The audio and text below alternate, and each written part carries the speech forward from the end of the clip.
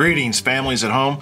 My name is Pastor Todd, and this would be a great time to get the children to gather around because I have something that I want to share with them today. You know, I had the privilege of talking to Pastor Mike about what he was going to preach about today, and he told me that God placed on his heart Psalm 104. And as I was looking at Psalm 104, I realized I love this psalm because it talks about how great God is, how big and awesome He is, and it also talks about God's creation, which I love to spend time in. I specifically was looking at Psalm 104, verse 2, in the last part of it, where it says, stretching out the heavens like a tent. So God stretches out the heavens like you or I would stretch out this little tent that I'm sitting in. And so that tells me it's pretty easy for God to stretch out the heavens. So those billions and billions of stars, there's so many that the scientists tell us we can't even count them. God stretched them out like we stretch out a tent. So that tells us God is awesome and that He has just incredible power. But then I started thinking about creation, and I went back to one of my favorite verses that I want to read to you from the Bible today. And to quote another pastor we know, if you have a Bible, and I hope you do, turn to Genesis 1. Listen to what Genesis 1 verse 27 says to us today. So God created man in His own image. In the image of God, He created him. Male and female, He created them. Boys and girls, this tells me that none of us are a mistake, that God created each and every one of us.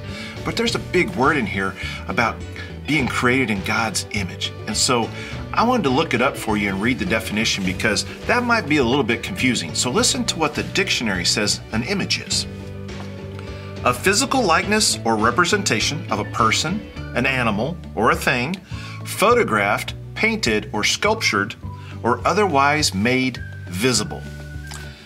So, for those of us who love God and we love Jesus, how do we make Him visible? One of the ways is that we can tell people about Him in words. But another way, and I think sometimes even better, is to reflect His image by showing how He lives inside of us. And so I thought to myself, how can we do this? And then I thought of something that is probably in each and every one of your homes today, and that is a mirror. You see, each and every one of us, boys and girls, can be a mirror, and we can reflect God. I just so happen to have a mirror with me today.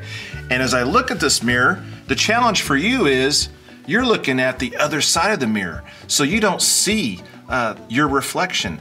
And if you're not looking at God, and you're not studying His Word and spending time praying, you're not going to reflect God to those people around you and your family, your friends, and where you live. And so we want to constantly be looking at God so that we can reflect Him. But then I thought there's another thing we could do with a mirror to learn a lesson today. And that is, if I were to turn the mirror around and place it so that you could see yourself, but if there's something in between the mirror and you're not going to see the reflection of God that way either. And really, this is true to life because a lot of us have something between us and God. And if we have something that's more important that we're looking to and it gets in the way of that reflection of that image of God, we are not going to be able to show and tell people about Jesus on how we live. And then lastly, I thought about all you boys and girls and have you been spending time at home, kind of cooped up? And so you're probably moving around like this with this mirror and it's just going all over the place. And I started thinking, you know, if we don't sit still and actually look in the mirror, if we don't actually sit still and spend time with God by reading His Bible and by praying, we will never reflect what God is like to others. So certainly we can tell people about Jesus with our words, and that's so important. But one of the lessons I want to teach you today is how important it is that your life reflect God, that each one of you boys and girls can be a mirror. And so spend some time today, find a mirror and think about just sitting there and reflecting the image of God. And the best way to do that I know, that I've learned through experience, is to spend time reading the Bible and praying and asking God to help each and every one of you to be more like Him. So I hope that that encourages you and that you have lots to work on until I see you next time. So let's keep reflecting the love of God to this lost and dying world, because there's lots of boys and girls who need to know who Jesus is. And I'm counting on you to tell them all about him. Until next time, bye-bye.